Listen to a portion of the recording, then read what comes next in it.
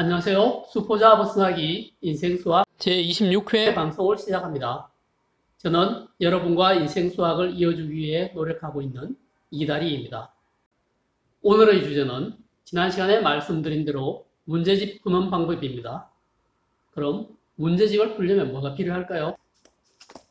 교과서가 필요합니다. 그리고 문제집을 풀어야죠. 문제집 푸는 방법은 시중에서 많이 사용되고 있는 이 생수학 책을 예로 들어서 설명을 하겠습니다. 그럼 한번 살펴볼까요? 자, 문제집을 풀려면 어떤 준비가 필요할까요? 인생수학 제20회 방송에서도 이야기했듯이 우리는 교과서를 기본으로 삼아야 합니다. 문제집을 풀려면 교과서를 먼저 풀어야 합니다. 정수와 유리수 단원을 우리가 공부한다면 본문을 공부한 뒤에 이 본문에 있는 문제도 풀고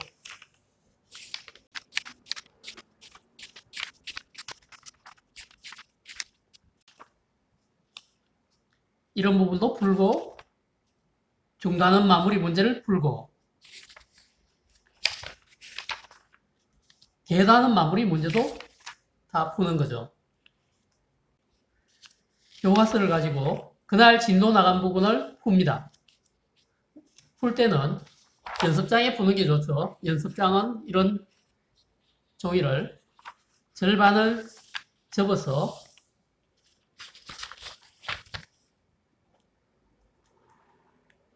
이 부분에 한 문제 풀고 답을 내고 또 그 아래 풀고 답을 내고 이런 식으로 풀어나가는 겁니다. 책 뒤에 있는 정답을 보고 매겨야 합니다. 54쪽 문제들의 정답은 이쪽에 나와 있군요. 교과서마다 책 뒤쪽에 정답과 어떤 문제들은 풀이까지 이렇게 나와 있습니다. 그래서 교과서를 풀고 교과서에 있는 문제들을 이해를 하고 나면 그 다음에 문제집, 세안수학을 푸는 게 좋습니다. 자, 세안수학을 풀 때는 세안수학의 정수와 유리수 단원을 예를 들어 보겠습니다. 세안수학은 교과서보다 훨씬 쉬운 A단계, 그리고 교과서 수준을 넘어서는 B단계, 그리고 아주 어려운 C단계로 구분이 되어 있습니다.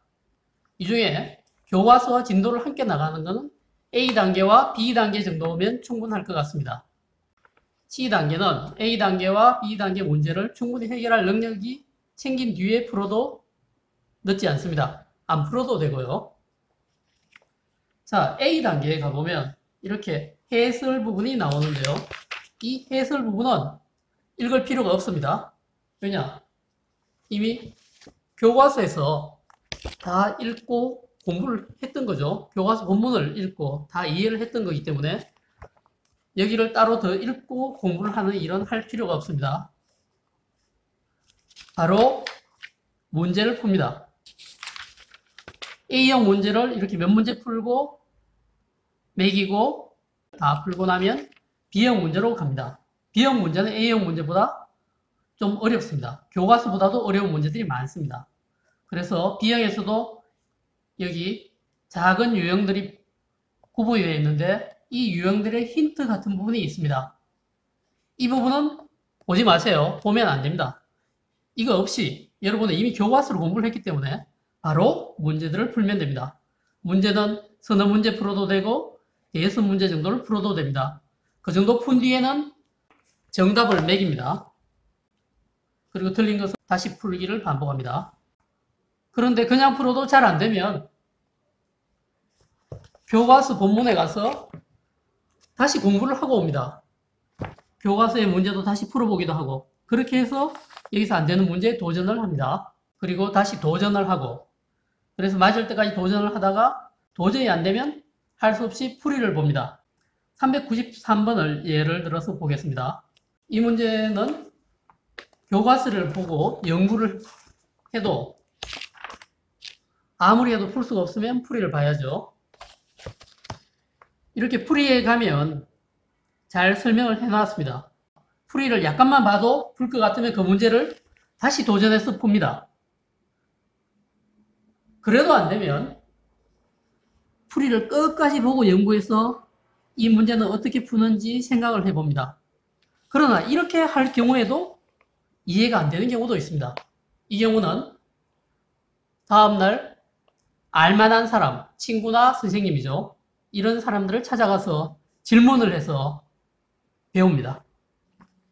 이런 방식으로 몇 문제 풀고 다시 뒷부분을 몇 문제 또 풀고 이렇게 진도를 나가면 뒤로 갈수록 문제들은 어려운 문제들이 배치되어 있지만 갈수록 여러분의 실력은 마치 계단을 올라가듯이 계단을 이렇게 올라가듯이 실력이 늘게 되어 있습니다. 그러니 몇 문제를 풀고 연구하면서 뒤로 나가는 방법을 꼭 해주세요. 한꺼번에 100문제씩 풀고 답도 한꺼번에 매기고 틀린 것들을 연구하겠다고 달려드는 학생들도 있는데 처음 시작하는 단계에서는 그 방법은 좋지 않은 것 같습니다. 반드시 계단식으로 공부를 해주세요. 이렇게 해서 공부를 다 하고 난 뒤에 복습은 어떻게 하는가? 책을 맨 처음부터 배운 곳까지 쫓아오면서 혼자 힘으로 예전에 틀렸던 문제들을 다 풀어낼 수 있을 때까지 공부를 반복하면 됩니다. 이 일을 계속 해나가면 여러분의 실력은 점점 좋아집니다. 그리고 A형, B형을 몇 차례 반복해서 잘 풀 수 있겠다고 생각될 때쯤에는 C형 문제에 도전하면 됩니다. C형은 문제가 훨씬 어렵습니다. 그래도 A, B 단계를 몇 단원까지 반복한 뒤에 그 앞으로 돌아와서 C형 문제를 풀면 몇 개 풀리는 문제가 나옵니다. 안 풀리는 문제는 안 풀어도 돼요. 풀리는 문제는 풀고 넘어갑니다. 이렇게 해서 시간이 또 지난 뒤에 다시 또 C형에 와서 못 풀었던 문제에 도전하면 예전에 못 풀었던 문제 중 또 많은 문제가 저절로 풀리게 됩니다. 이런 식으로 실력은 혼자서 공부해도 저절로 높아질 수가 있습니다. 여러분이 처음부터 배운 곳까지 돌아오면서 모르는 문제를 알아내겠다는 마음만 가지고 있으면 되는 거죠. 자, 이런 식으로 공부하면 여러분의 수학 실력이 높아질 것 같나요? 반드시 높아질 겁니다.